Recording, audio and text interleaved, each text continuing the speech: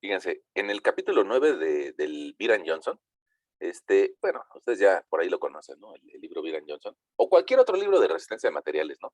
Cualquier libro de resistencia de materiales va a traer este tema que se llama deflexión en vigas. Y pues ese va a ser de lo que nos vamos a estar trabajando en las siguientes, yo creo que unas 2 o 3 semanas, ¿no? Flechas en vigas o deflexiones. Mira, aquí alcanzamos a ver una estructura de un tipo puente y seguramente que las personas que pasen por allá arriba en el puente van a creer que están seguras porque algún ingeniero lo calculó. Entonces eso pues nos da un montón de responsabilidad, ¿no? Las personas que lo calculan tienen que tener la seguridad de que las cargas que pasen por allá arriba, sean de autos, sean de trailers, sean de personas o sean de gatitos, pues todas las cargas que pasen por allá arriba que lo hagan de una forma estable. Y bueno, hay varios criterios para hacer ese diseño, pero yo creo que lo que podríamos empezar a ver, por lo menos en esta publicación, pues es de que si tuviéramos un empotre, pues la viga intentará colgarse o flexionarse donde no tiene apoyo. Pero vigas como las que nosotros hemos realizado, que están simplemente apoyadas, pues tienden a formar una sonrisa, ¿no? Una deformación hacia abajo. Mira, esa deformación hacia abajo resulta que nos va a ya hubo investigadores como Euler que se dedicaron a investigar la teoría acerca de esa deformación. Y en realidad, pues hay que resolver esta ecuación diferencial. ¿Qué significa eso de una ecuación diferencial? Bueno, pues es una ecuación de la cual ya sabemos su segunda derivada y había que encontrar la ecuación original. Y eso, desgraciadamente, en tu escuela no se ve, ¿no? El tema de ecuaciones diferenciales. Sin embargo, esa expresión que por ahí está en la pantalla es la que habría que resolver para encontrar cómo se va a deformar esa viga, cuánto se va a colgar. Bueno, ahora, a pesar de que en la escuela en la que tú vas, estamos un poquito limitados con respecto a los temas matemáticos, resulta que esa es la expresión que hay que resolver. Y seguramente aquí vas a encontrar algunos ejemplos o algunos conceptos de deformaciones, si tú lo quieres leer. Si no lo quieres leer, pues yo creo que con que entiendas que esta es la ecuación que nos rige la deformación, es más que suficiente, ¿no? Em, y pues bueno, podríamos empezar a hacer algunos ejemplitos. Si de repente tú me dices, es que el profesor lo explica bien complicado y no lo entiendo, bueno, por aquí lo podríamos entender con otra óptica, ¿no? Bueno, ahí está, una opción. Por si no le entiendes a tu profesor, por ahí en el capítulo 9 vas a poder también entenderlo. Del Byron Johnson, ¿no? Ahí está. Ahora, resulta que esta de aquí, es una ecuación diferencial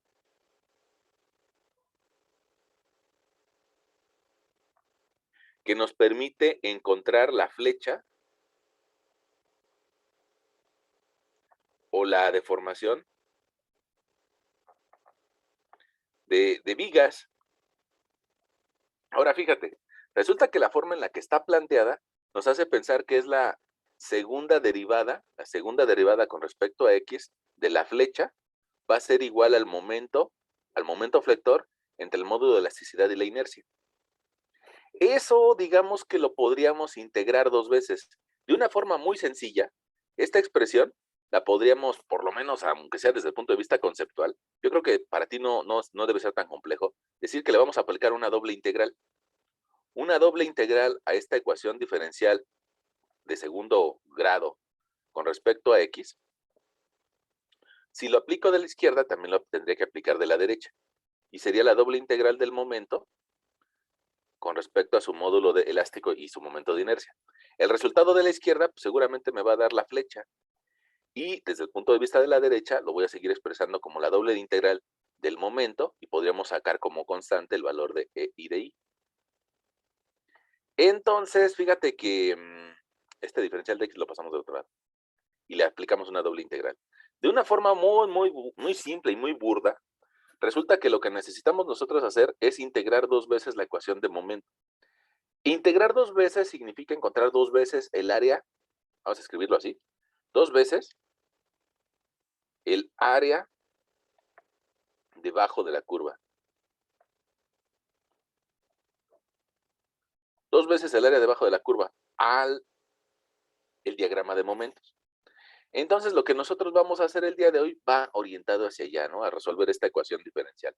Tal vez en un procedimiento más sencillo, y precisamente lo hacemos sencillo para que sea entendible, pero ahí está fundamentado. Ahora, vamos a imaginarnos el día de hoy una viga,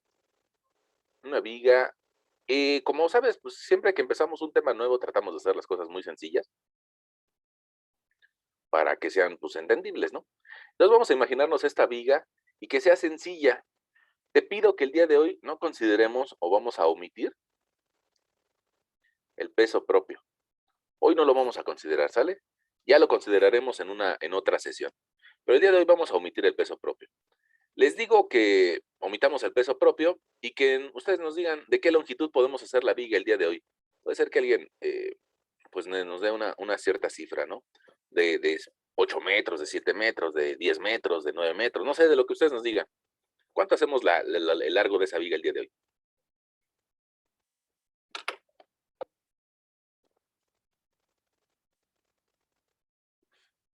De 7 metros.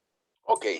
El número cabalístico 7 que, que en algunas otras épocas nos generó muchas dudas el 7, bueno, ahí vamos a utilizarlo. 7 metros. Y miren, tratemos, en medida de lo posible, de que le apliquemos una carga en la parte central, no exactamente en el medio, pero más o menos cercano a la mitad, ¿no? Esta carga que le vamos a aplicar por aquí, ustedes me dicen dónde la aplico. 5 por punto 25.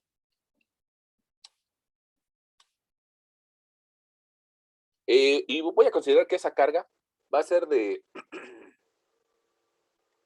5 toneladas. Ustedes me dicen dónde la aplico, ¿no? A qué distancia del apoyo A o a qué distancia del apoyo B, pero traten un poquito en medida, de lo posible, que sea más o menos en una zona central, donde ustedes quieran, nada más pues, que no esté tan pegado a los extremos, sino por aquí, donde ustedes me digan, ¿en dónde lo ponemos? 3 metros. Ok, vamos a ponerla 3. Vamos a ponerle que la distancia a la carga es de 3 metros en un extremo y del otro lado nos quedarían 4.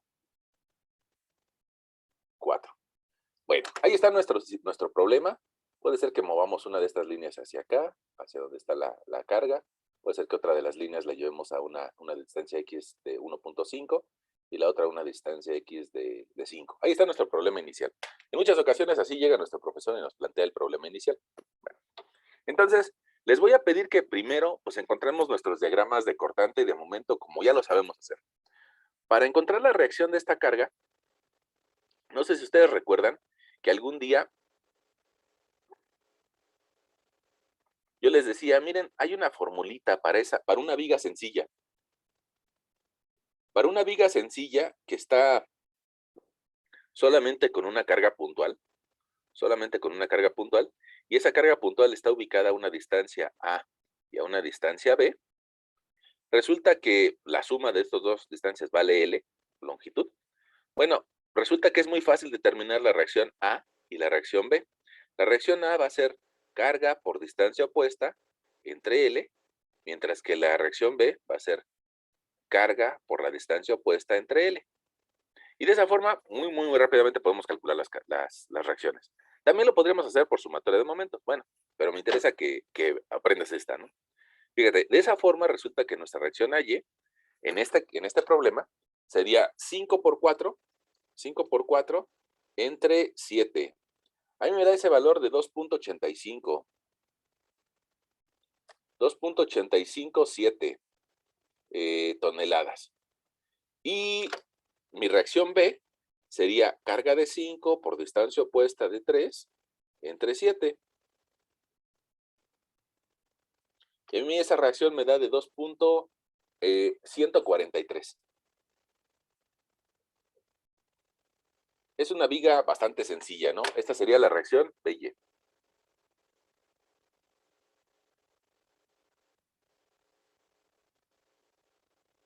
Bueno, ya que tenemos esa información, pues podríamos tal vez incluir esas reacciones dentro de nuestro diagrama de viga y ya sabemos cuánto vale la reacción AY, que vale 2.857, y cuánto vale la reacción BY, que vale un poquito menos, 2.143. ¿Por qué vale menos? Pues porque la carga está un poquito más cerca del apoyo A. Por esa razón, pues lo lógico es que en el apoyo A tenga más intensidad, ¿no? Bueno, ahora, ya que tenemos esas fuerzas, nosotros podríamos trazar nuestro diagrama de fuerza cortante. Y ese diagrama, pues, antes de que haya viga no puede tener valor, tiene que empezar en cero. Empieza en un valor de cero, y sube la fuerza. Sube una intensidad de 2.857. En este caso son toneladas. Luego, como no tengo carga, porque el día de hoy estamos omitiendo el peso propio y simplemente no hay carga, bueno, pues va a permanecer constante. 2.857 va a permanecer constante, constante, constante, y va a llegar a un valor de 2.857.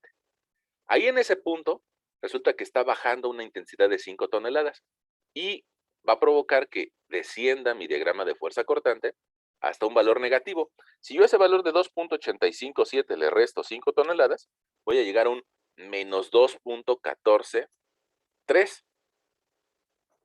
Y a partir de ese sitio, va a permanecer constante, constante, constante, constante, porque no hay carga. No hay carga que lo obligue a bajar o a subir.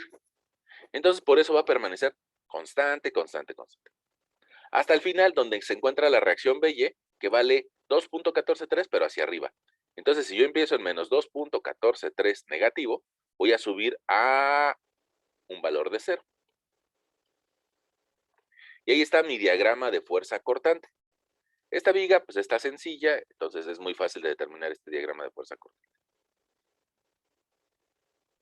Tenemos un área positiva y tenemos también un área negativa.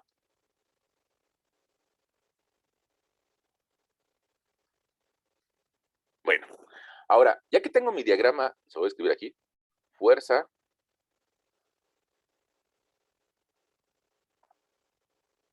es una fuerza que intenta degollar a la viga, ¿no?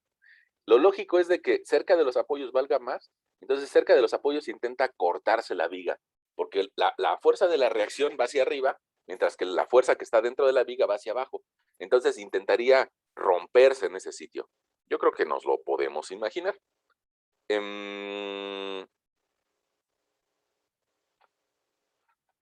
Bueno, ya que tenemos ese diagrama de fuerza cortante, podríamos cambiar de plumón y tal vez escribir nuestro diagrama de momento flector.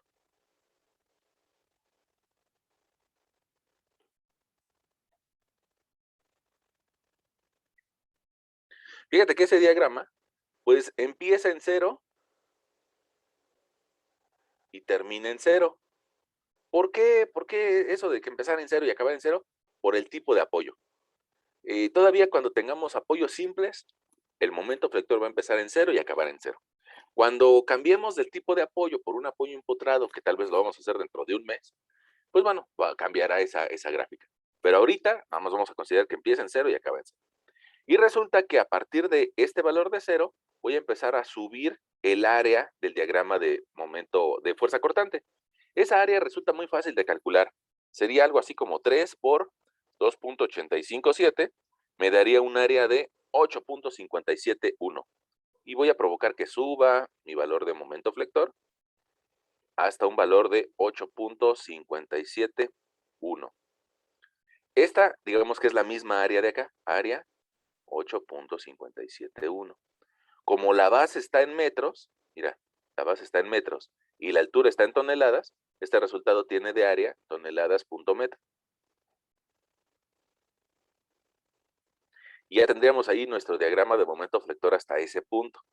Y a partir de ese sitio, los siguientes incrementos de carga van a ser negativos y miden lo mismo, son constantes. Fíjate, si yo multiplico ahora 4 metros por 2.143, resulta que me va a dar un área de 8.572. Bueno, va a haber un pequeñito error ahí a la hora de que descendamos y vamos a llegar a un valor de menos 0.01.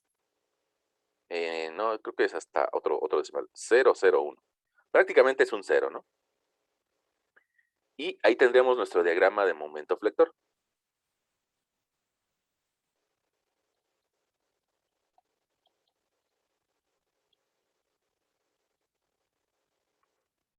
Bueno, ahora, No sé si nos quede claro, perdón, no sé si nos quede claro que pongamos este elemento diferencial, el primero, mide lo mismo que el segundo y que el tercero. Por esa razón, el primer incremento es lo mismo que el segundo y que el tercero. Siempre va subiendo de la misma forma. En cambio, puede ser que el ejemplo que habíamos manejado ayer o antier, nuestro diagrama de fuerza cortante era en pendiente y eso provocaba que nuestro diagrama de momento flector primero subiera mucho y luego poquito. Y luego bajara poquito y luego mucho. En esta ocasión no. Ahora todos los elementos diferenciales miden lo mismo y eso provoca que todos los incrementos midan la misma razón de cambio o tengan la misma pendiente. Pero no sé si nos estamos entendiendo hasta ese momento o no. En algo no nos entendimos. ¿Vamos bien? Sí, profe. Bueno, ahora, fíjense que el día de hoy lo que nosotros vamos a investigar es revisar cuánto se deforma esa viga. Y para eso, pues resulta que este diagrama de momento flector lo vamos a tratar de generar una nueva viga, pero que tenga esta área cargada. Ah, caray. Vamos a generar algo que se llama viga virtual. Esta viga virtual, pues en realidad no existe. La realidad es de que no existe. Pero nos va a poder ayudar a calcular la flecha. Y para eso vamos a imaginarnos una viga que tiene la misma longitud de 7 metros y que a una distancia de 3 metros y a una distancia de 4 presenta la carga. Nada más que en esta viga virtual, fíjate que le voy a cargar con esta área de momento. Es decir, voy a considerar que hay una carga triangular que está actuando en la primera parte de la viga y otra carga triangular que está actuando en la segunda parte de la viga. Y voy a considerar que esa es la carga.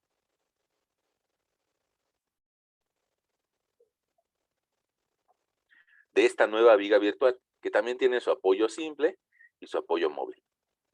¿Sale? Ahora, yo les preguntaría, ¿qué tan fácil o qué tan difícil es calcular esta nueva viga? Puede ser que para algunos de nosotros pues, sea muy sencilla calcular la viga. Para otras personas digan, no, pues esta viga está difícil, ¿no? ¿Cómo se imaginan que le podríamos hacer para simplificar esta viga virtual? ¿Qué podríamos hacer para hacerla un poquito más sencilla? Convertir la carga puntual. Ok, convertirla en carga puntual. Entonces, mira, esta viga virtual la queremos resolver y alguien diría, bueno, pues es que la podemos hacer un poquito más simple. Haciéndola más simple, en lugar de tener triángulos, la vamos a transformar en puntuales. El primer triángulo, déjame incluso a ver si lo puedo iluminar. El primer triángulo, ahí está mi primer triángulo. Resulta que yo lo puedo intercambiar por una carga puntual. La voy a poner así de color azul. O con este color azul. Y tendría yo una carga equivalente 1. Y podría hacer lo mismo con el segundo triángulo. Voy a poner el otro de color verde.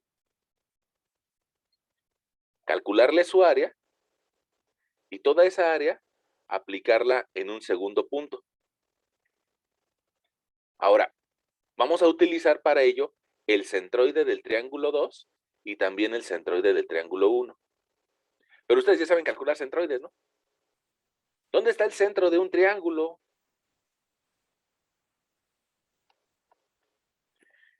Para cualquier triángulo que sea rectángulo. Ajá, ¿sí? ¿Alguien nos iba a decir algo? ¿A un tercio?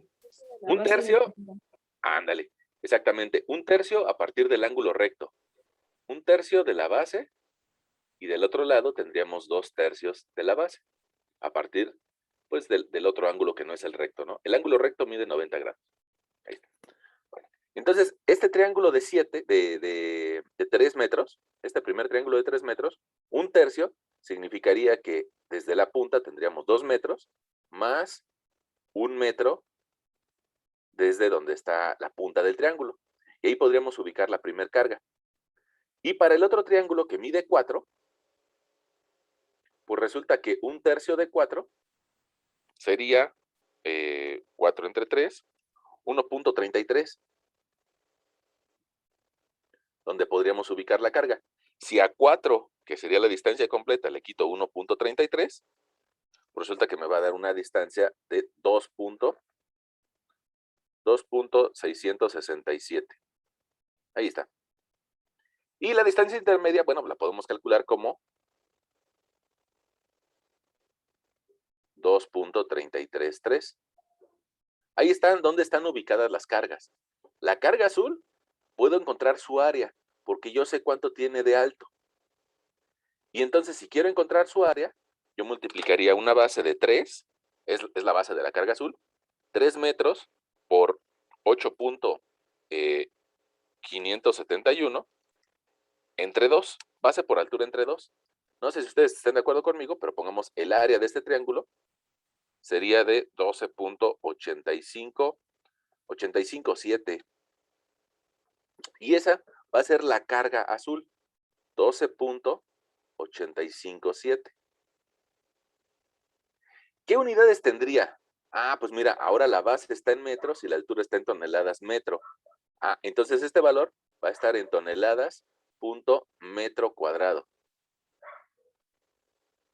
Ok, y el área verde, resulta que también la puedo calcular, porque será una base de 4 por una altura de 8.571 con una base de 4.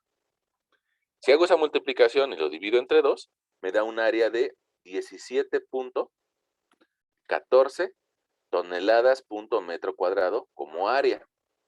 Bueno, ese valor de área, 17.14, se lo voy a cargar aquí a la segunda carga, 17.14. Ok, ahora, esta viga virtual, quedamos de que no existe, pero nos va a ayudar a calcular nuestros siguientes diagramas. Algo que es importante, voy a ponerla por aquí, una nota. Nota, en esta viga virtual, la reacción, en lugar de llamarle reacción a Y, le vamos a llamar giro en A. Giro o rotación en A. Y esa rotación en A, le voy a cambiar el signo. Le voy a hacer negativa.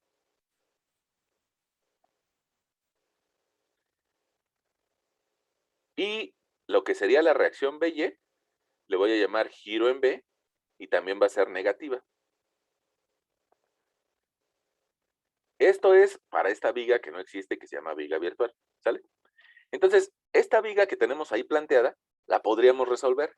Y alguien de ustedes dirá, ah, pero estábamos resolviendo la otra, ¿no? No, bueno, sí, ya la acabamos de resolver con respecto a cortante y momento. Pero ahora vamos a encontrarle las reacciones a esta nueva viga. Y para eso nos podemos concentrar específicamente en ella, ¿vale? Vamos a verla nada más a esa viga. ¿Cómo le podríamos hacer para resolverla? Fíjense, a mí se me ocurre este procedimiento. Esta viga que tiene dos cargas puntuales, yo la podría dividir en dos vigas sencillas. Una de ellas que tuviera una carga que vale 12.857, más otra viga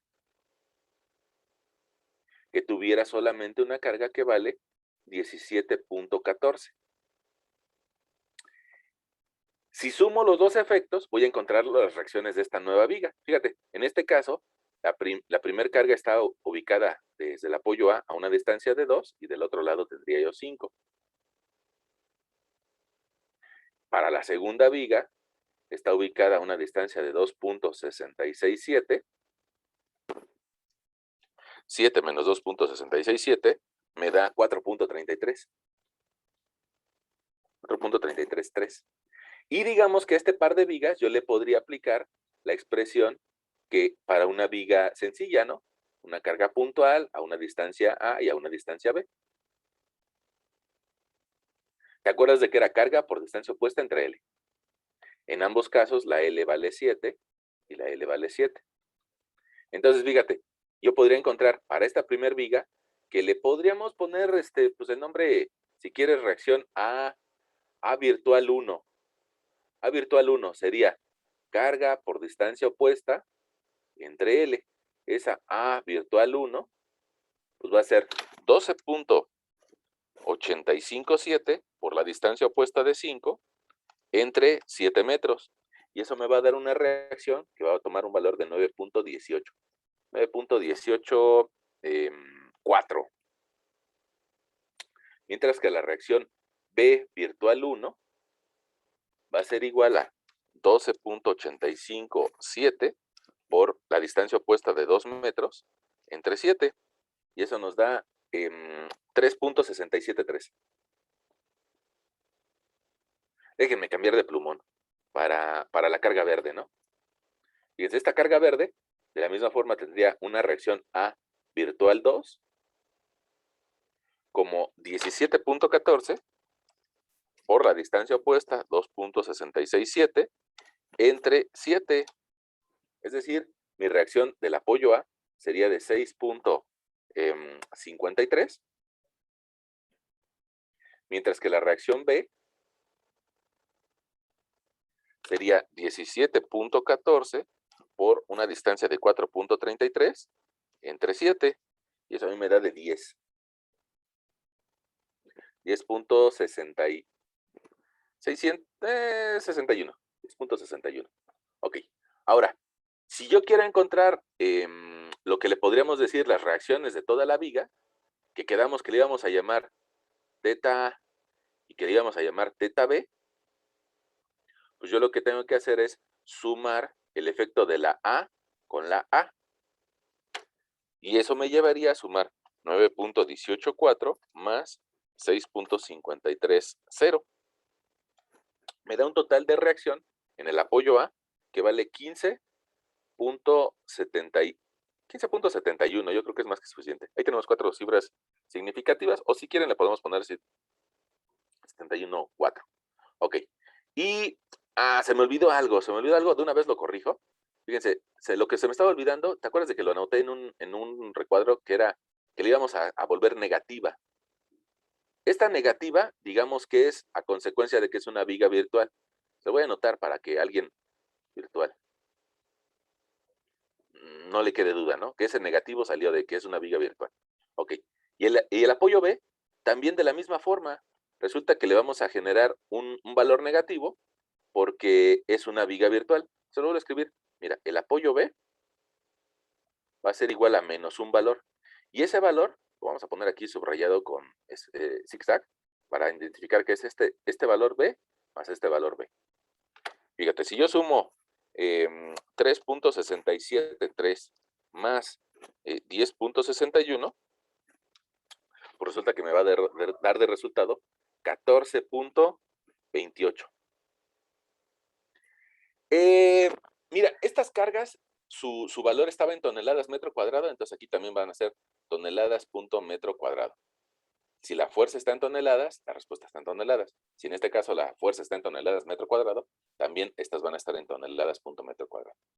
Una pregunta, fíjense, ahí nada más estamos pues haciéndole zoom a esta viga virtual. Precisamente me gustaría que nada más le hiciéramos zoom a esa viga virtual para que si de esa zona tenemos alguna duda, lo pudiéramos aclarar. Esta segunda viga o esta viga virtual salió a consecuencia de la primera. Lo que hice fue que tomé el diagrama de momentos, ese par de triángulos que aparecen en la parte alta, y los cargué encima de esta viga virtual. Por acá en la parte de la derecha de tu pantalla, te dije que en lugar de que se llamen reacciones, le vamos a llamar giro en A y giro en B, y que van a ser negativos. O le vamos a cambiar el signo a esas reacciones. Y ya en la parte de abajo lo único que hicimos fue que la dividimos en dos vigas sencillas. De esta pantalla que estás viendo, no sé si tienes alguna duda.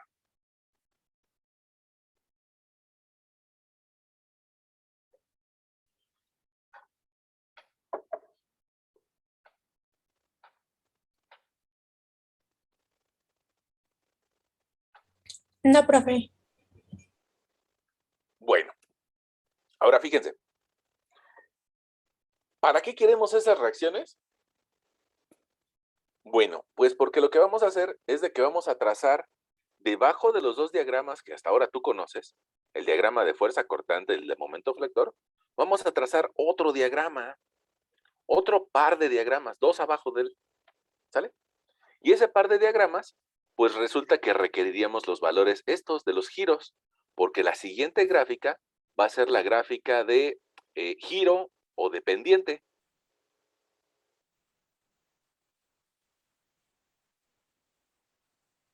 Es decir, le voy a poner aquí el símbolo teta. Ángulo. Fíjate, ¿cómo que el ángulo? Ah, mira, recuerdas que nuestra viga está cargada. Entonces, esa viga va a intentar deformarse. Evidentemente que no se va a deformar tanto como te lo estoy dibujando aquí. Va a ser una deformación mucho menor. Pero resulta que si nosotros pudiéramos medir el ángulo inicial con respecto a la horizontal, resulta que este ángulo sería el ángulo teta A. Y si pudiéramos medir el ángulo al final de la viga, también con respecto a la horizontal, aquí estaríamos encontrándolo el ángulo teta B. Eso es lo que significa este par de valores que acabamos de encontrar. ¿Cuánto se va a deformar? Ahora, probablemente las unidades que tiene ahí todavía no sean claras, pero ahorita te voy a platicar algo de cómo podríamos encontrar ese ángulo. Mira, vamos a hacer como si esta fuera nuestra viga original y entonces dibujaríamos nuestro diagrama de fuerza cortante, así como lo hicimos allá arriba, ¿no? Eso provocaría que este diagrama de pendientes, lo voy a escribir de color verde, que este diagrama de pendientes empiece en 0 y que luego tengo un valor que me avienta hacia abajo, 15 menos 15.714 unidades. Ahorita voy a ponerle así, sin unidades, ¿sale? Y luego resulta que va a empezar a subir, porque este diagrama de momento es positivo. Si yo puedo calcular el área de este diagrama de momento, pues entonces voy a investigar cuánto va a subir esta curva. Y después va a seguir subiendo, porque el siguiente triángulo también es positivo, pero va a subir de otra forma. Y al final voy a bajar el valor de teta B. Ahora, déjame volver a platicarte la misma historia, ¿sale? La misma historia, pero con otras palabras. Los primeros incrementos que tenga van a ser pequeñitos y positivos. Eso significa que va a subir poquito. Luego los siguientes incrementos que tenga van a ser de mayor altura, va a subir con mayor intensidad. Y los que siguen son muy altos, va a subir mucho. Los que siguen son muy altos, sigue subiendo. Luego sigue con menos intensidad, cambia la pendiente. Luego menos intensidad, cambia la pendiente. Y luego casi nulos. Y se vuelve horizontal. Entonces, pues vamos a dibujar ese diagrama, ¿no? Ya le vimos la forma, pues ahora vamos a calcular cuánto vale el área. ¿Cuánto vale el área de este triángulo? Bueno, el área de ese triángulo, ¿te acuerdas de que la base mide 3 metros? Entonces, pues su área la podemos calcular de una forma muy fácil, como 3 de base por 8.571. Eso nos va a dar 25.713 entre 2, lo cual nos da el valor de 12.85. Incluso ese ya lo habíamos calculado, 12.85. ¿Dónde lo habíamos calculado? Ah, mira, aquí lo habíamos calculado. Bueno, ese valor, como es positivo, va a provocar que mi diagrama de pendiente suba desde un valor de 15, menos 15.714, más 12.857, pues entonces voy a llegar a un valor de menos 2 aquí. Primero subo poquito y luego subo mucho.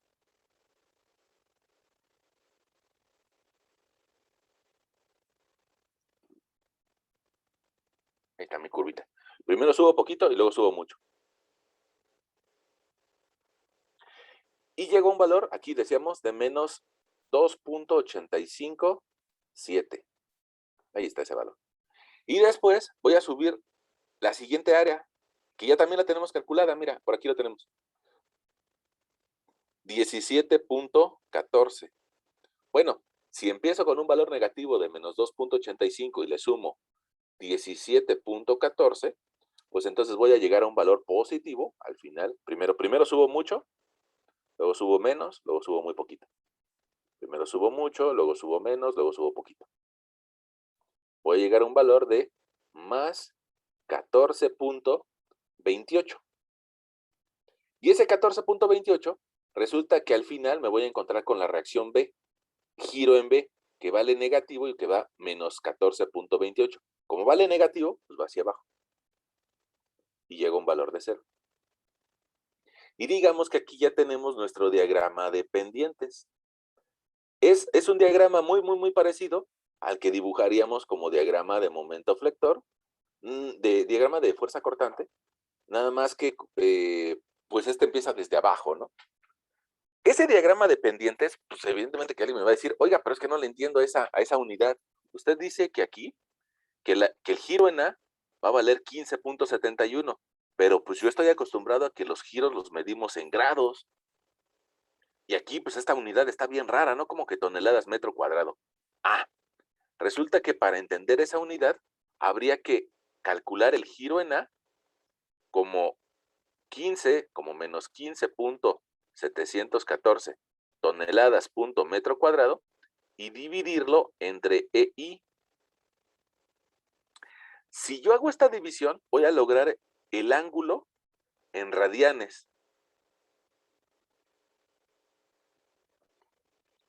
Y honestamente no es algo que hagamos muy seguido, ¿eh? No es algo que hagamos muy seguido porque, pues honestamente tú también te darás cuenta de que las vigas se deforman muy poquito de forma angular. Es muy complejo, de por sí, ver la deformación de una viga, pues en situaciones reales, pues termina siendo que aquí se deforma tal vez unos 2 centímetros. Cuando vemos alguna ya muy colgada son 2 centímetros, 3 centímetros, ¿no? Y eso significa que en los extremos el ángulo, ese teta A, pues terminaría siendo de 1 grado o menos. Entonces, usualmente no nos interesa mucho calcularlo, solamente digamos que es una etapa de cálculo. Esa etapa de cálculo que aquí dibujamos de color verde, nos va a permitir calcular la siguiente diagrama y ese para que veas, sí nos interesa mucho. El siguiente diagrama lo que nos va a decir es tu viga original, cuánto se va a colgar. Aquí le voy a poner su apoyo, aquí le voy a poner su otro apoyo.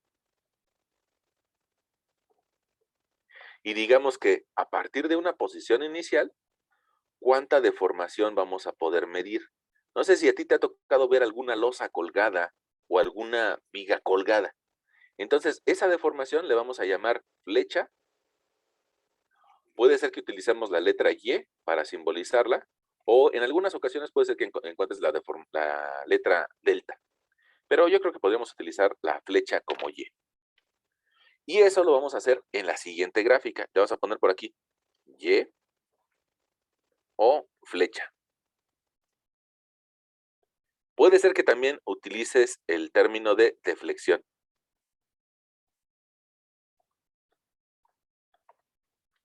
Bueno, ahora tú te das cuenta de que en los apoyos, la viga está pegada a los apoyos. Entonces, como está haciendo contacto con el apoyo, al inicio vale 0 y al final vale 0. Pero de forma intermedia se va a colgar. Precisamente en donde cruce la curva de pendiente el valor de 0, donde vuelva a 0, ahí es donde vamos a tener la flecha máxima, en ese punto.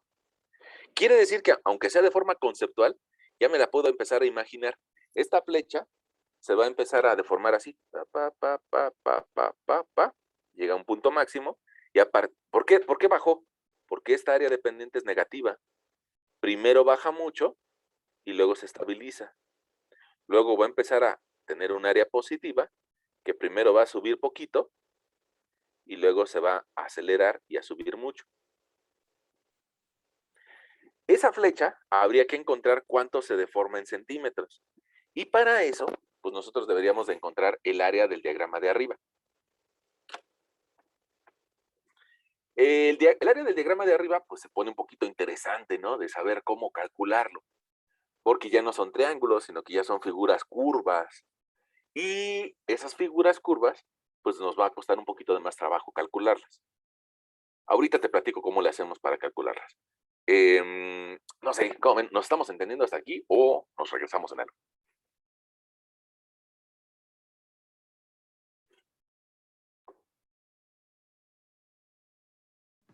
Yo sí tengo una duda, profe. No sé si no puse atención o qué onda, pero ¿por qué 15.71 es negativo y 14 positivos y los dos los puso negativos? No, fíjate. Vamos a ver si te la puedo resolver con la viga original, ¿sale? Fíjate, la viga original tenía una fuerza de arriba hacia abajo y nuestras reacciones van de abajo hacia arriba.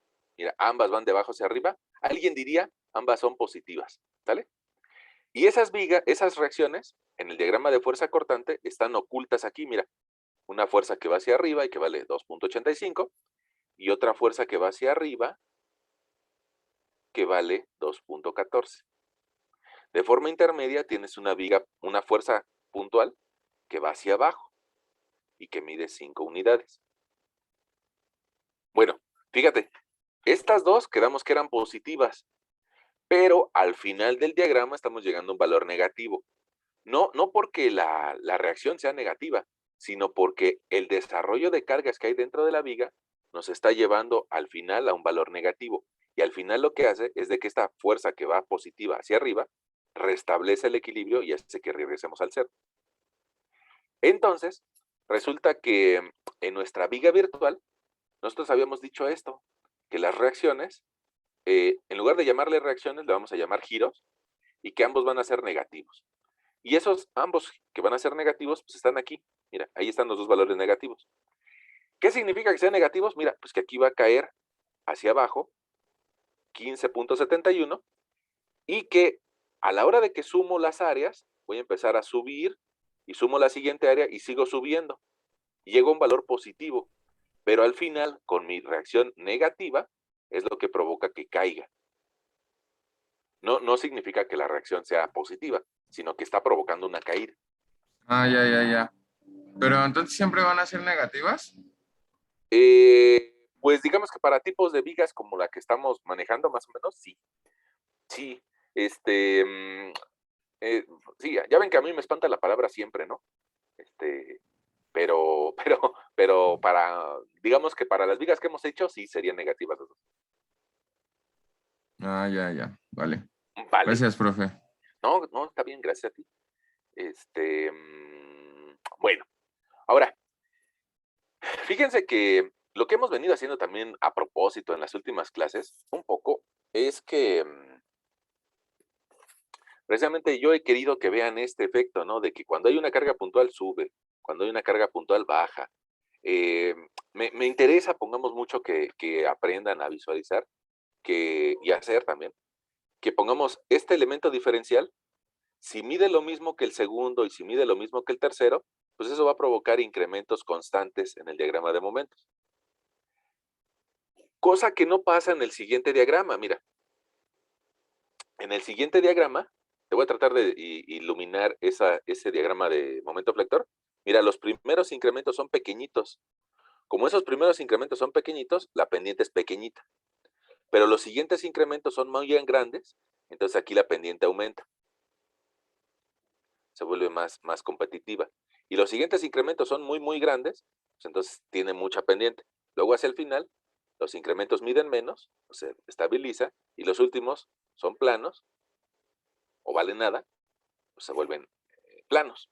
Bueno, ahora, con ese mismo orden de ideas, fíjate el siguiente diagrama, ¿qué le pasa?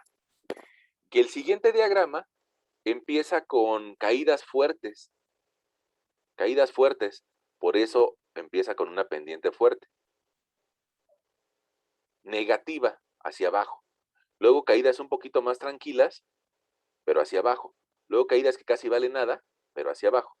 Y después voy a tener valores positivos hacia arriba, positivos más grandes hacia arriba, y más grandes hacia arriba, más grandes hacia arriba. Y esa es la forma de la flecha. Bueno, ahora, está bien, ya le entendimos a eso, creo. Y yo creo que valdría la pena mucho que recordáramos nuestras clases de matemáticas. Luego a veces yo sé que a muchos les duele la cabeza cuando decimos, vamos a recordar nuestros cursos de matemáticas, porque muchos de nosotros no tuvimos los mejores cursos de matemáticas en el nivel medio superior. Pero, mira, de tus cursos de geometría analítica, aquí le hago una nubecita, en tus cursos de geometría analítica te decían, mira, si tú tienes una recta constante, esa la podríamos escribir como y igual al valor de la constante. En cambio, si tienes una línea inclinada, sería y igual a mx más b.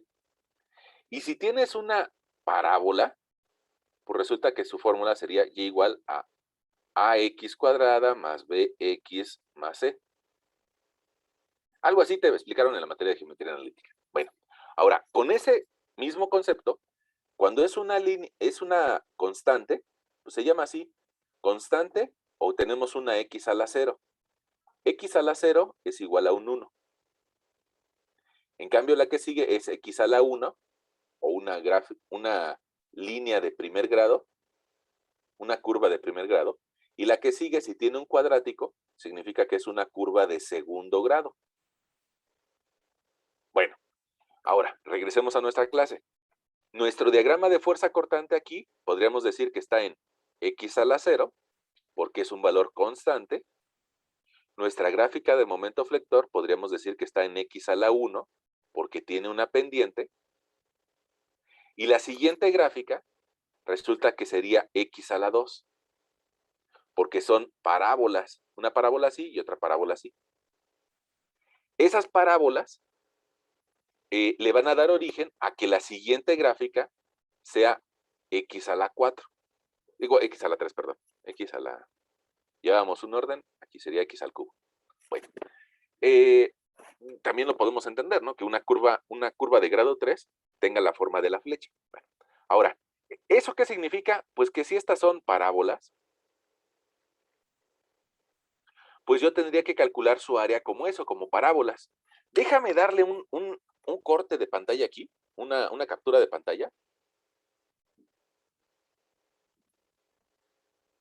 A esta zona.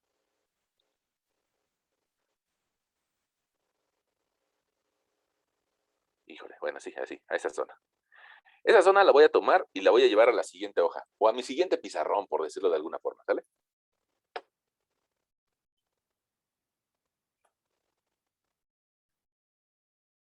Si yo le quisiera calcular el área a estas zonas, pues resulta que la voy a tener que dividir. La voy a dividir primero en un triángulo que sea fácil de entender, más una cuña parabólica. Y la siguiente gráfica le voy a hacer lo mismo, un triángulo más una cuña parabólica. O bien lo podría dividir en pequeños incrementos. Bueno, fíjate, la primera, este triángulo, te lo voy a escribir por aquí abajito. Resulta que ese triángulo no sabemos cuánto tiene de base, y es lo que se pone interesante. No sabemos cuánto tiene de base hasta este momento, porque sabíamos, eso sí lo sabíamos, que hasta 3 metros tiene un valor de 2.875 en x igual a 3. Pero donde corta el 0 es un poquito más allá. Entonces, tal vez esa sea nuestra primera tarea, tratar de encontrar en qué punto la pendiente vale 0. Y eso lo podríamos hacer, ya ves que tu profesor era bastante payasito, y te decía, oiga, dígame cuánto vale el cortante en x igual a 3.1. ¿Cuánto vale el momento flector en x igual a 3.1? Bueno, esas áreas resulta que me van a ayudar a encontrar esta distancia.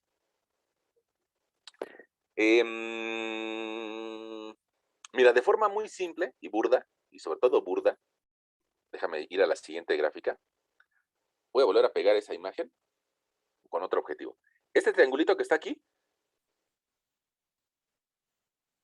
ese triangulito, resulta, no es en esencia un triángulo, pero yo lo puedo imaginar como un triángulo, ¿sale? Que tiene de altura 2.857 y de base no sé cuánto tenga. No sé cuánto tenga aquí de base. Voy a llamarle base A. ¿Sale? Ok.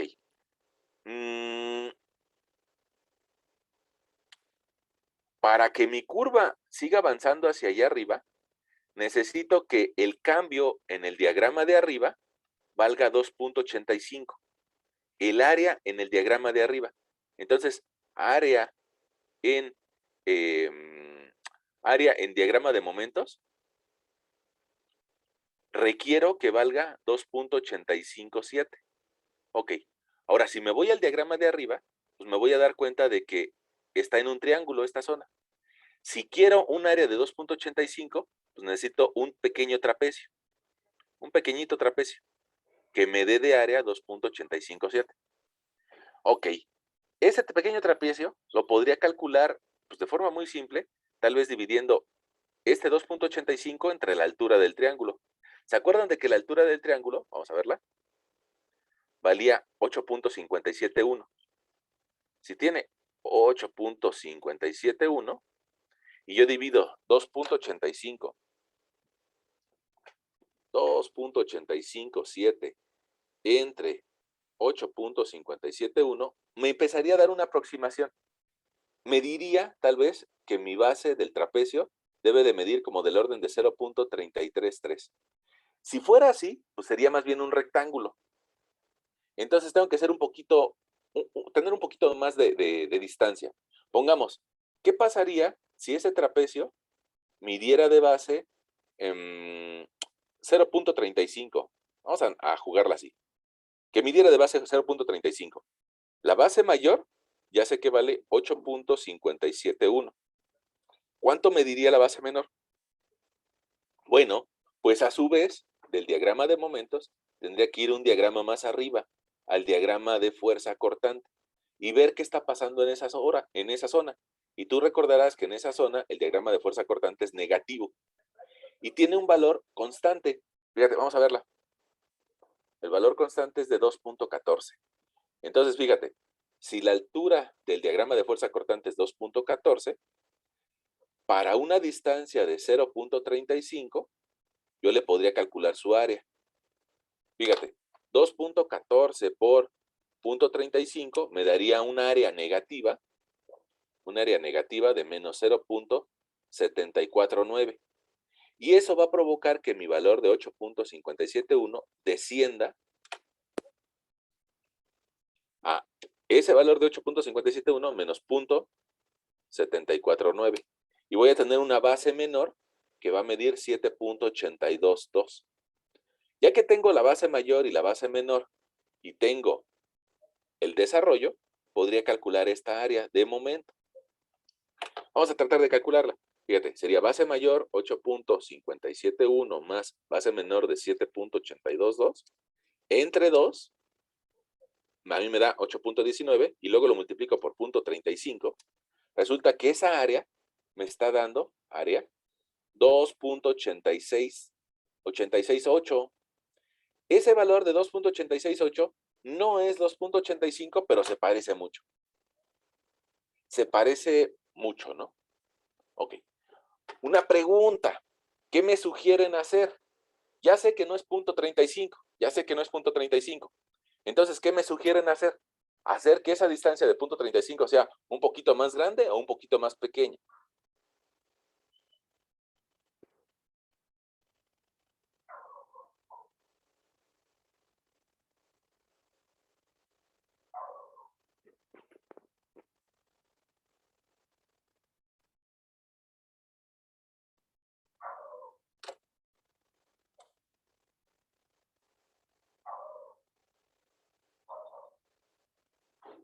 Yo creo que tienen que ser un poquito más pequeñas, ¿sale? Ahora, si me bajo como algo así como 1 centímetro, va a ser mucho. Pero también, fíjate lo que te estoy diciendo, reducir esa distancia en milímetros también es hacer como que una sobreteorización. Pero vamos a hacerlo, ¿sale? Vamos a imaginarnos, vamos a ver si de aquí abajito lo podemos hacer. Vamos a imaginarnos que de nuestra gráfica de cortante, que tiene un valor constante negativo de 2.14,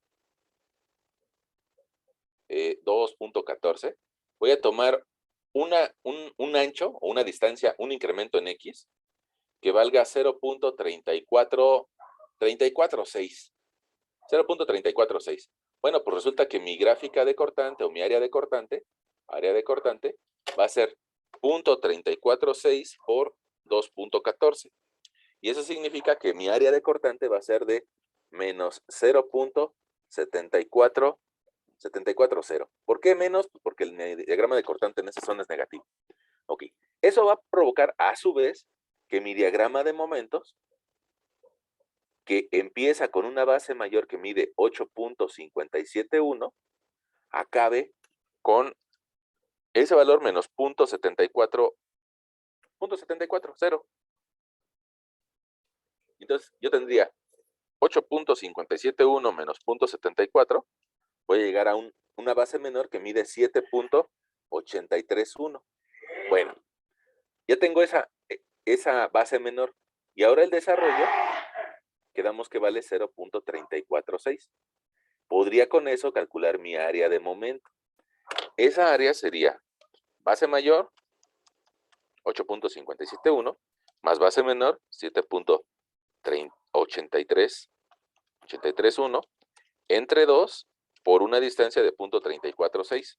Bueno, ahí estoy encontrando un área de 2.837. Vamos a tratar de iluminarla para que sea comparable.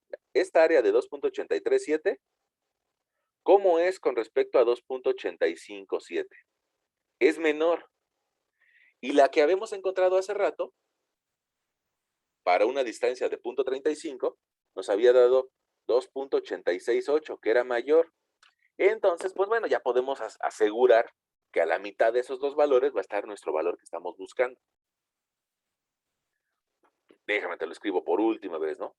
Para un incremento de x igual a 0.348, fíjate, nada más déjame hacer un pequeño numerito.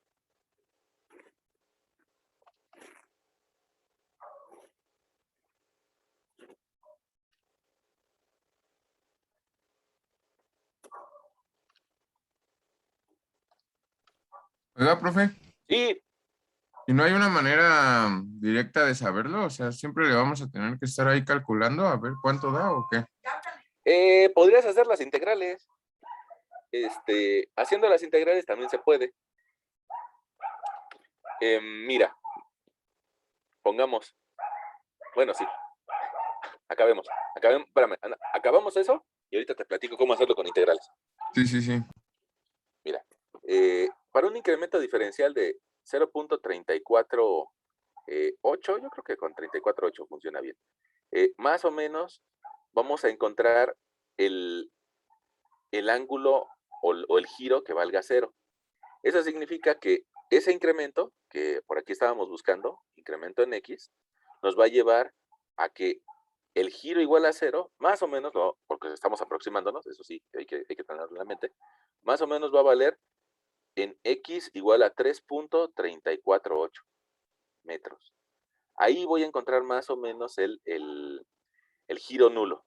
Bueno, ya que lo tengo, perdón por toda esa vuelta, pero resulta que ya podemos calcular el área del triángulo. 3.348 por una altura de 15.714, ya nos puede dar el área de este triángulo. Y esa área va a valer 3.348 por 15.714 entre 2.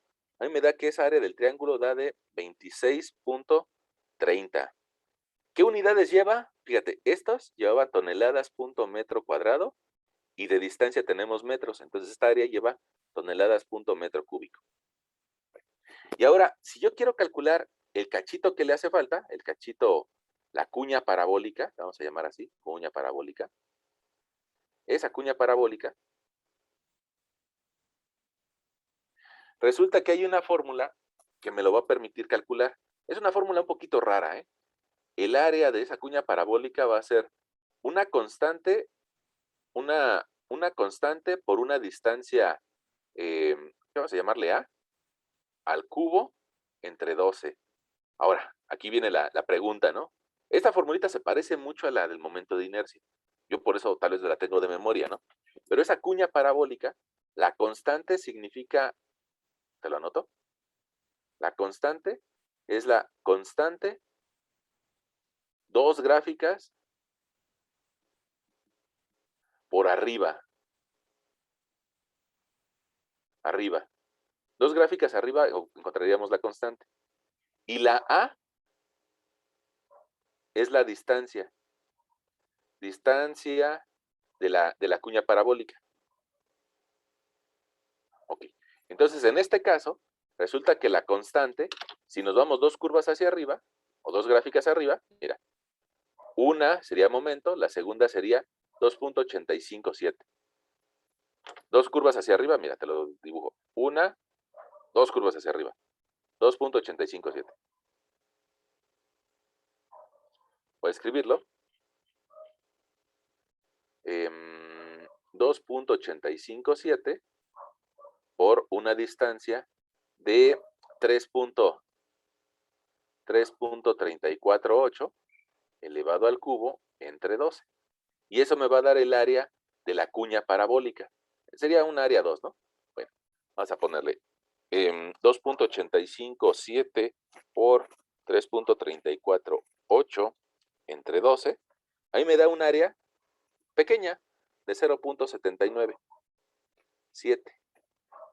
Déjenme volver a hacerlo.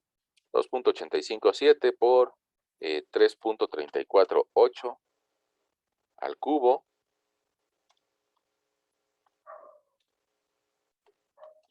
entre 12. Híjole, creo que había calculado mal.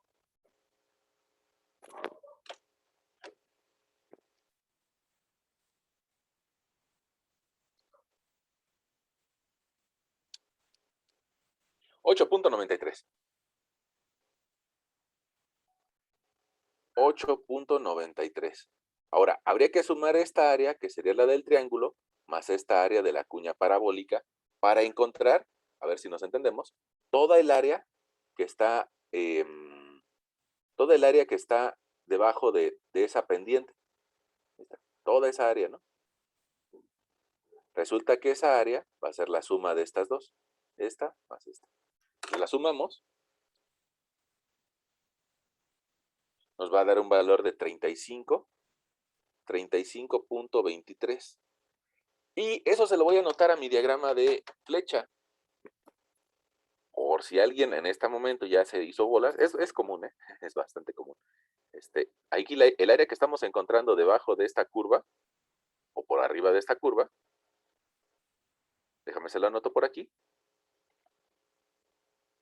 Esta área es igual a 35.23. Ok. Y esa, como es negativo, provocaría este valor aquí, como flecha, igual a menos 35.23. Sus unidades son toneladas punto metro cúbico y va a estar dividido entre E y la siguiente área, perdón, control Z. La siguiente área, como es positiva, pues va a empezar a hacer que mi curva empiece a subir. Vamos a ver si la pudiéramos calcular. Puede ser que nos dé un valor un poquito distinto al anterior, pero vamos a ver si la podemos calcular, ¿no? Es lo peor que puede pasar, es de que nos aproximemos, pero no nos dé lo mismo. Ahora, fíjate, ya encontramos a qué distancia se provoca la pendiente nula. Te la voy a anotar aquí. La pendiente nula se genera a 3.348. Eso significa que desde el otro lado, si a 7 le resto 7 menos 3.348, me va a dar un 3.652 metros. Bueno, con esos 3.652 metros, yo podría calcular el área del otro lado. Déjame cambiarme a la siguiente hoja. Ahí está. Resulta que voy a tener un área parabólica que va a medir de base 3.652. De altura, no me acuerdo cuánto mide, 14 punto y algo, ¿no? 14.28. De altura mide 14.28. Entonces podríamos calcular el área del triángulo. Esa área del triángulo, pues yo creo que no vale la pena que la desmenucemos, pero sería base por altura entre 2.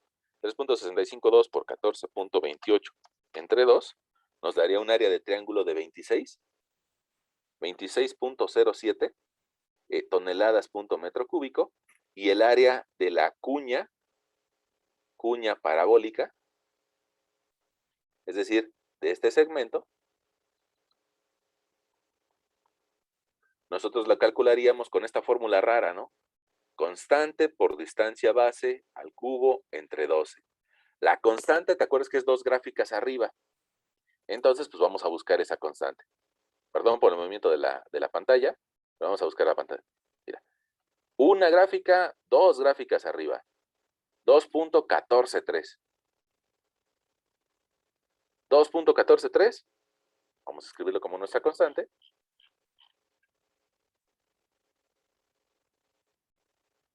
2.143 multiplicado por una base de 3.652 al cubo entre 12.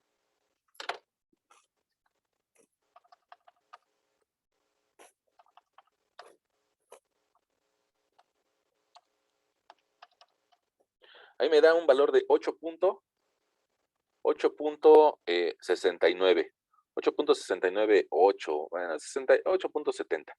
8.70. Si sumamos estos dos valores, resulta que toda el área nos da de 34. El área, digamos, positiva del diagrama de pendientes nos da 34.76.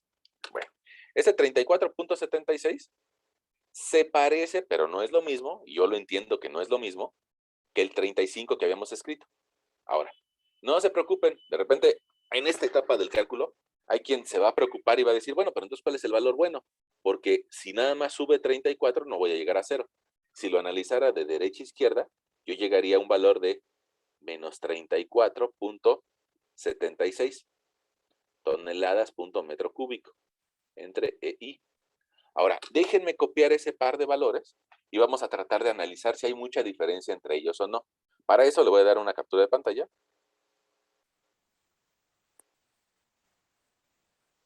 Y probablemente alguien se angustie, ¿no? De que es que no nos dio lo mismo, no llegó a 0. Bueno, ahorita vamos a ver si hay mucha diferencia o no. Vamos a calcular la flecha. Y siempre vale la pena imaginarnos, ¿no? Realmente cuánto se va a deformar las cosas. Para eso estamos llegando a estos dos valores. No hay mucha diferencia entre ellos dos y sobre todo ahorita que consideremos las propiedades del material.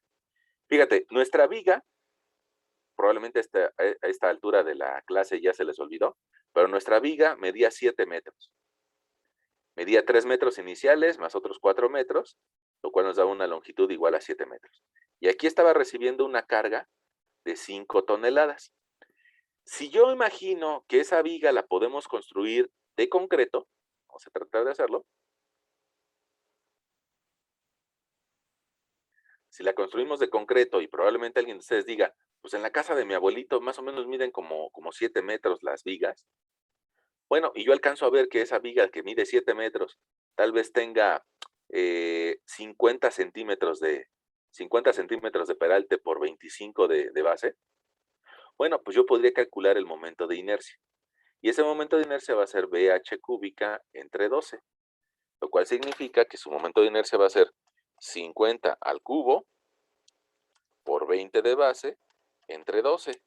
Y eso me daría un momento de inercia de 208.333 centímetros a la cuarta. Ok.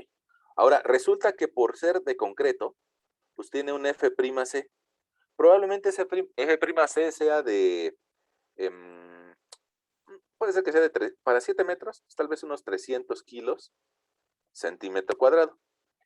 Las normas me dicen, si tu concreto fue hecho con autoconstrucción y no estás seguro de la calidad de los materiales, pues vas a utilizar una formulita que sea módulo de elasticidad igual a 8000 por la raíz de F'C. Y eso significaría que mi módulo de elasticidad sería la raíz de 300 por 8000. Y a mí me da un valor algo así como de 138.564 kilogramos sobre centímetro cuadrado. Ok, ya tenemos por aquí, déjame subrayártelo, el valor de la inercia y ya tenemos el valor de la elasticidad. Entonces ya lo podríamos sustituir en la parte de abajo. Nada más que ojo con las unidades. Aquí tenemos kilogramos y centímetro cuadrado y aquí tenemos centímetros a la cuarta. Bueno, entonces la flecha, ya sea que tomemos el valor de arriba o el valor de abajo, no aparezcas. Bueno, ahí está. Vamos a tomar primero, si quieren, el valor de arriba, ¿sale? El valor de arriba, que me dice que tengo 35.23 toneladas por cada metro cúbico. Toneladas punto metro cúbico. Si yo lo quiero escribir en kilogramos, habría que multiplicarlo por 1000. Y entonces yo tendría 35.230.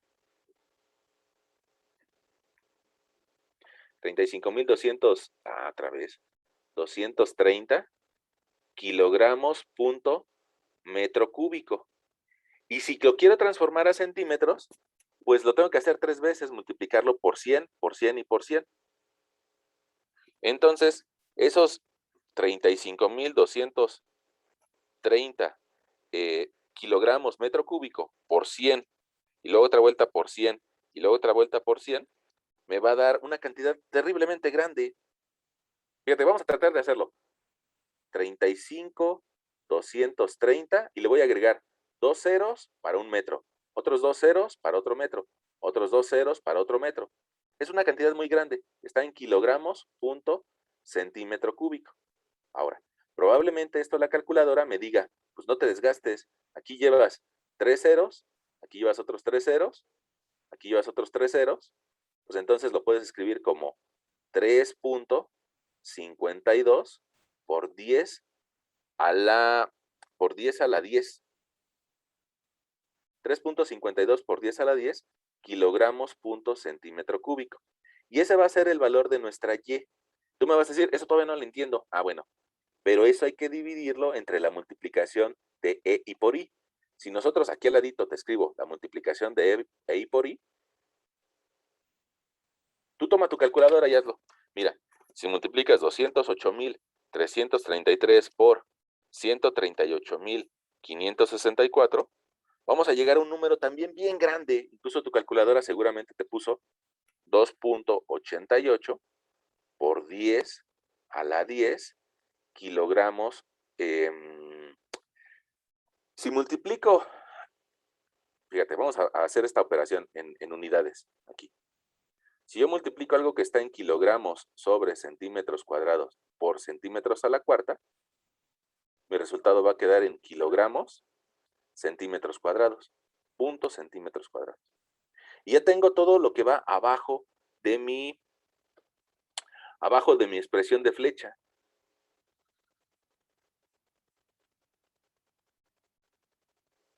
Entonces, todo eso que está abajo de mi expresión de flecha lo voy a escribir aquí. 2.88 por 10 a la 10 kilogramos punto centímetro cuadrado. Te darás cuenta de que los kilogramos y los kilogramos se van, los centímetros cúbicos con centímetros cuadrados se van y me quedan centímetros. Y mi flecha me está dando en esta ocasión, bueno, otra cosa que se va es por 10 a la 10 y por 10 a la 10. Y entonces voy a obtener una deformación para esa viga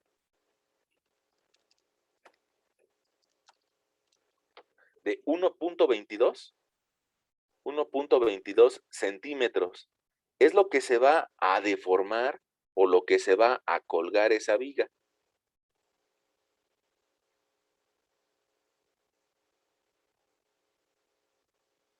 Si le ponemos una regla en la parte de arriba, vemos que se colgaría 1.22 centímetros.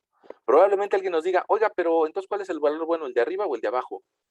Bueno, pues vamos a hacerlo con el de abajo. Resulta que el de abajo, en lugar de dividir 3.52 entre 2.88, sería dividir 3.476 entre 2.88. Y tal vez con el valor de abajo nos daría una flecha de 1.20 centímetros. Te darás cuenta de que es esencialmente lo mismo, ¿no? De un lado estamos obteniendo 12 milímetros, 12 puntos, vamos a escribirlo ahí en milímetros. De un lado estamos obteniendo 12.2 milímetros y del otro lado estamos obteniendo 12 milímetros. Prácticamente es lo mismo.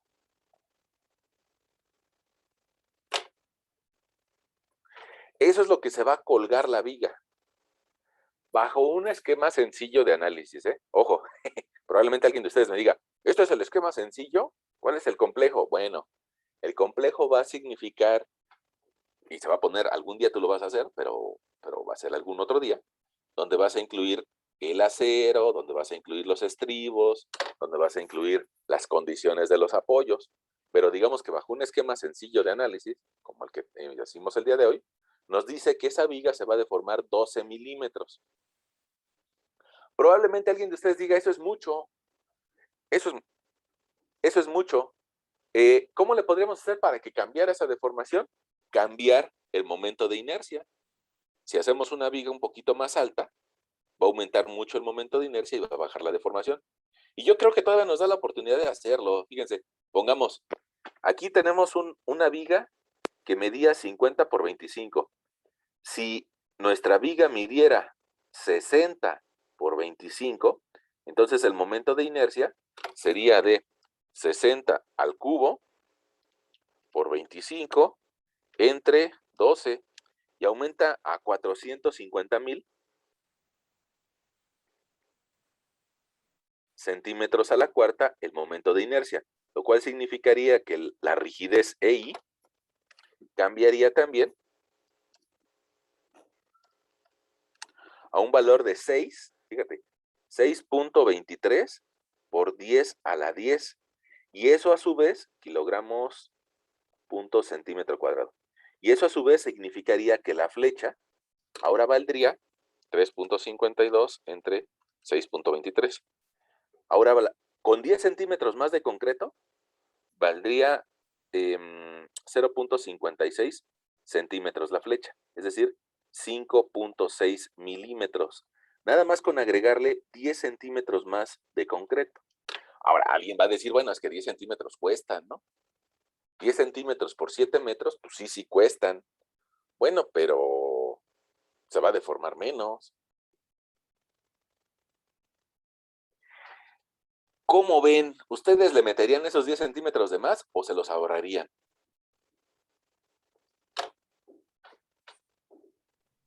Yo digo que sí. Sí. Es que sí, bueno, sí, qué bueno. Pero nada más para una viga, ¿no? Y si fuera una construcción que se lleva 20 vigas.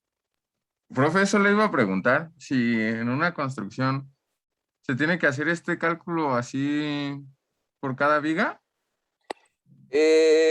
Pues por cada viga no, pero yo sí te recomendaría que la más esforzada sí lo revisaras, ¿no? O sea, evidentemente que hay algunas vigas que están más cargadas que otras.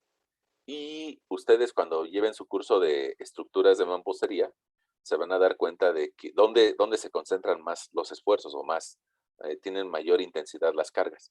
O sea, pero no hay como una aplicación o algo. Sí. Sí hay aplicaciones. Pero pero parte de nuestro curso de estática y de resistencia de materiales, pues es que ustedes lo aprendan a realizar a mano. Sí hay aplicaciones, hay software que te permite calcular esto, ¿no?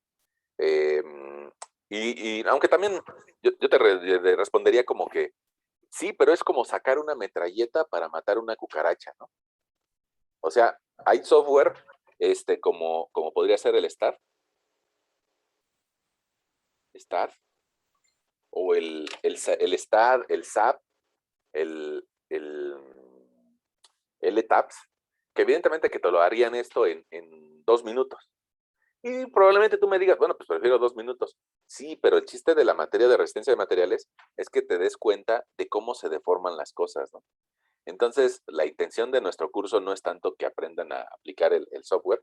Para eso ustedes van a llevar una materia más adelante que sea análisis computacional. Pero ahorita lo que nos interesa es de que ustedes se imaginen los procesos y que a través de la imaginación puedan ir encontrando cómo, por medio de integrales, que era algo que preguntaste, vamos a ir modificando nuestros diagramas. Fíjense, es que cualquiera de las dos respuestas que quisiera darles, además, sí nos llevaría un tiempecito, ¿no? Pero no va a ser el único ejemplo que hagamos de esto. Como ejemplos como nos vamos a aventar, pues yo creo que tengo unas 2 o 3 semanas. Entonces, en las siguientes semanas, seguramente vamos a recordar algún día de esas 2 semanas, cómo hacer este ejemplo con integrales. Y otro día te voy a decir el valor límite aceptable, ¿no? Ahorita yo les dije, oigan, ¿le echarían 10 centímetros más? Y ustedes me dijeron que sí, bueno, sí, pero hay una norma que nos rige sobre cuánto se puede deformar y cuánto no. Pero a medida que vayan pasando nuestras clases, te lo voy platicando con más calma, ¿no? De forma simple, perdón, te podría decir que la flecha que acepta el reglamento, hay varios criterios, pero la más sencilla que te aceptaría el reglamento para que lo revises y que digas, no vas a tener problema en esa viga. No puedo dibujar. Sería flecha máxima, según las normas técnicas complementarias, algo así como L entre 480. Si nuestra viga mide 7 metros, significa 700 centímetros. Entre 480, pues entonces nuestra flecha máxima normativa sería 700 entre 480, 1.45 centímetros. Según las normas, ¿no?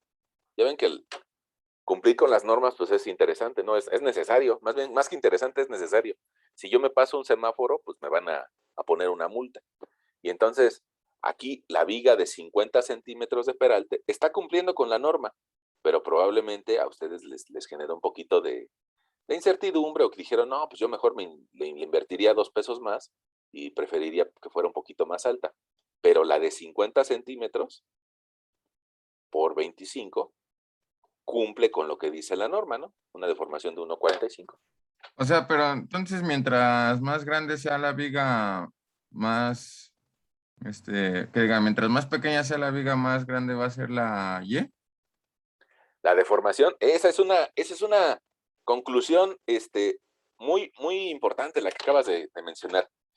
Entre más alta sea la viga, menor será la deformación. Vamos a poner entre paréntesis Y. Y entre más alta sea la viga, entre paréntesis H, menor será la deformación. Vamos a enmarcar esa frase que nos acaba de decir el compañero, porque es como para anotarla ahí en nuestro cuaderno con rojo, ¿no? Entre más alta sea la viga, menor será la Como para que ya deformación. me pase. Más o menos. Es una buena conclusión la que obtienes. Qué bueno que lo alcanzaste a ver. Nos interesa que todos la vean. Pero bueno, pues evidentemente que para pasar también necesitamos que sepas hacer esto, ¿no? Y bueno, pues vamos a ir haciendo ejemplos que nos van a permitir que ustedes aprendan a realizarlo. Vamos a dejarles tareas para que ese concepto que acabas de escribir, ustedes mismos lo evalúen, ¿no? Y que incluso ustedes mismos empiecen a proponer la altura. Tal vez yo ahorita te la propuse, ¿no? Yo la propuse, pero ustedes mismos se van a dar cuenta de qué altura podría funcionar bien, precisamente Pero calculando el momento de inercia. ¿Sí? ¿Qué pasó? no hay una norma así como que diga, bueno, pero las vigas no pueden pasar, no sé, de 80 centímetros o algo así. Sí, bueno, digamos que las mismas normas técnicas complementarias te castigarían, digamos que te empiezan a poner peros si fueran muy aperaltadas. Yo creo que 25 centímetros de base, cualquier persona se la puede imaginar, pero alguien diría, bueno, pues si es muy alta, pues entonces no se va a deformar nada. Pero usualmente las normas te dirían, si mide más de 3.5 veces la base, lo cual nos llevaría aquí tal vez a unos 80 centímetros, si mide más de 80 centímetros, entonces te voy a empezar a poner factores para cuidar la esbeltez, porque probablemente sería una viga muy alta. Y al ser muy alta, probablemente no falle por carga. Imagínensela ahora en 3 dimensiones. Probablemente una viga muy alta no falle por carga, por deformaciones, pero probablemente se pandee o se vaya de lado, ¿no? Como que patine en la base. Entonces, pues también es algo que hay que cuidar. Ese es el problema, pongamos, de las vigas de acero. Tú recordarás que las vigas de acero son muy altas. Y al ser tan altas, pues tienen mucho momento de inercia. Pero un problema que se llega a generar con estas vigas de acero es de que a veces se llegan a pandear. Y bueno, hay un truco que les van a platicar en metálicas para que no se pandeen. Los concretos también se podrían pandear o podrían irse de lado, ¿no? Si fuera muy alta. Entonces también por eso las normas te ponen una limitante con respecto a la altura. Pero pues eso es algo que poco a poco tendrán que ir desarrollando, ¿no? Pero sí, como dices, hay una limitante de altura. Más o menos, habría que cuidar que la relación altura entre base sea usualmente que sea mayor de 2 y que sea menor a 3.5. Por ahí debe de andar la relación de altura contra base. Otra buena conclusión, compañero. Ya casi. Bueno, son las 4 de la tarde con 3 minutos. Yo creo que por ahí podríamos terminar nuestra sesión del día de hoy.